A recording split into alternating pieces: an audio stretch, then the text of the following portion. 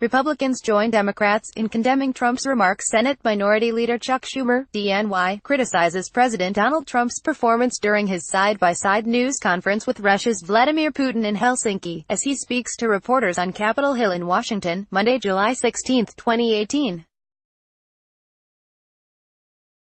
Trump openly questioned his own intelligence agency's conclusions that Moscow was to blame for meddling in the 2016 U.S. election to Trump's benefit. AP photo, J. Scott Applewhite, Washington, AP, bizarre, shameful, disgraceful. That's the swift and sweeping condemnation directed at President Donald Trump on Monday after he sided with Russian President Vladimir Putin during a stunning appearance in Helsinki, and that's just from the Republicans. Lawmakers in both major parties and former intelligence officials appeared shocked, dismayed and uneasy with Trump's suggestion that he believes Putin's denial of interfering in the 2016 elections. It was a remarkable break with U.S. intelligence officials and the Justice Department.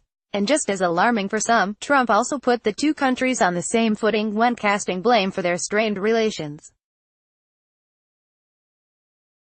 John McCain, REs, called it one of the most disgraceful performances by an American president in memory.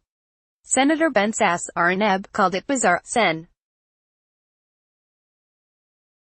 Jeff Flake, REs, called it shameful. And Sen. Lindsey Graham, RSC, tweeted that it was a bad day for the U.S. This was a very good day for President Putin, said Sen.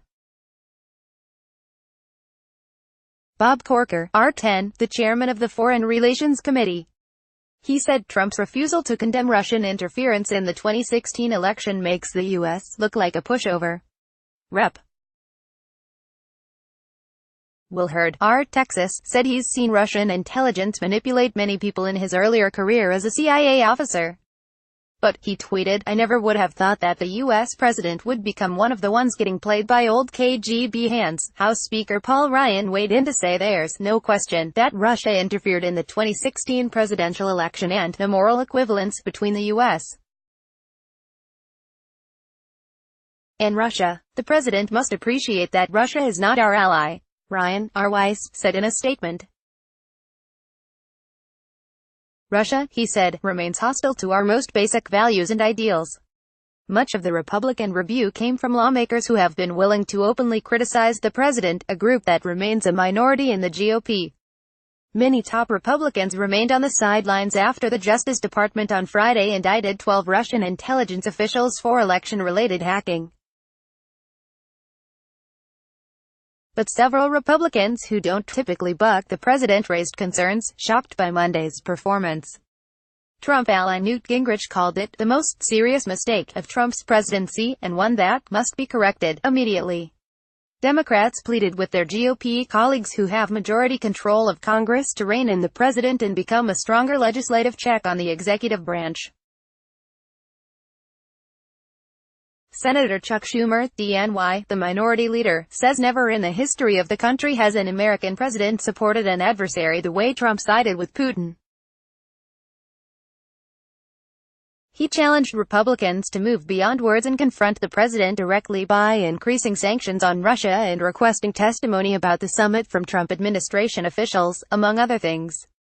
We need our Republican colleagues to stand up for the good of this country, he said. And House Minority Leader Nancy Pelosi, D.K. said Trump's weakness in front of Putin wasn't just embarrassing, but also proves that the Russians have something on the president, personally, financially or politically. Republicans have been hesitant to fully confront a president who remains popular among GOP voters back home.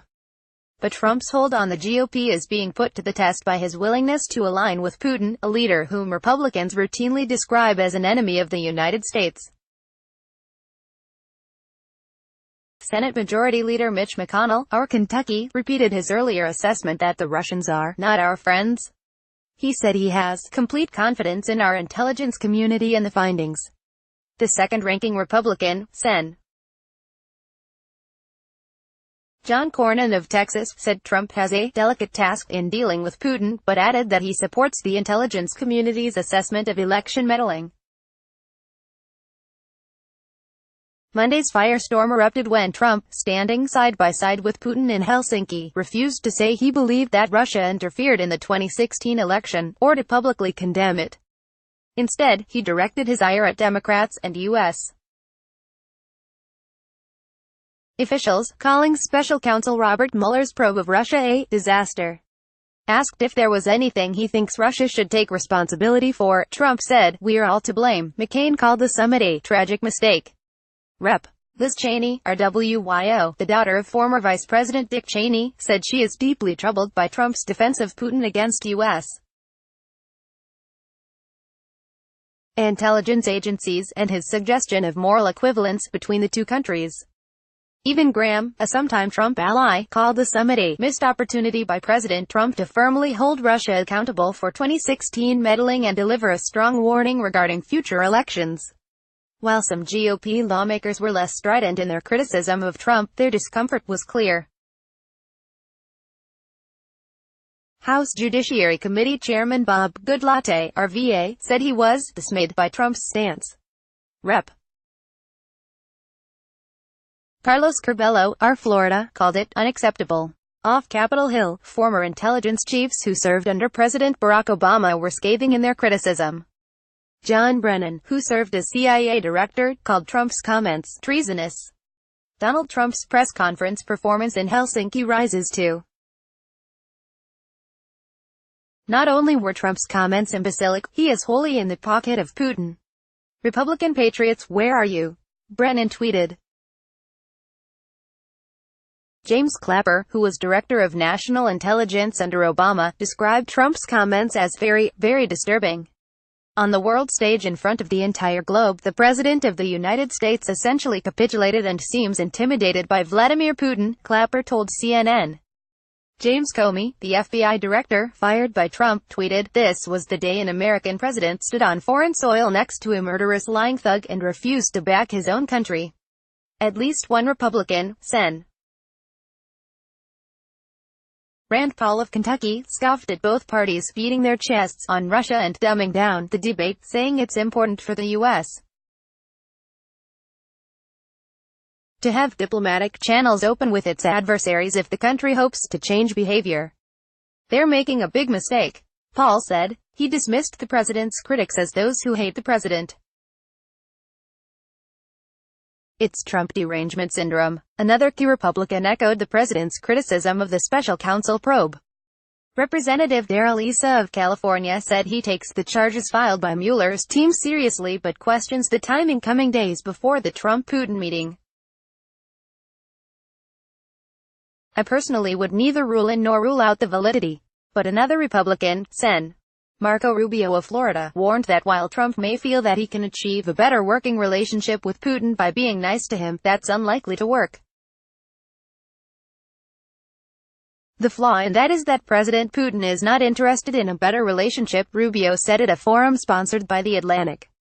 He views politics as a battle between the strong and the weak. He doesn't believe in win-win scenarios. He believes in zero-sum, _____. Associated Press writers Mary Claire Jelinek, Alan Fram and Kevin Frecking contributed to this report. The Trump-Putin meeting news hub is active on the AP News site and the mobile app. It showcases app's overall coverage of the event. It can be found at https://www.appnews.com/tag/Trump-Putin Summit. Copyright 2018 The Associated Press. All rights reserved. This material may not be published, broadcast, written or redistributed.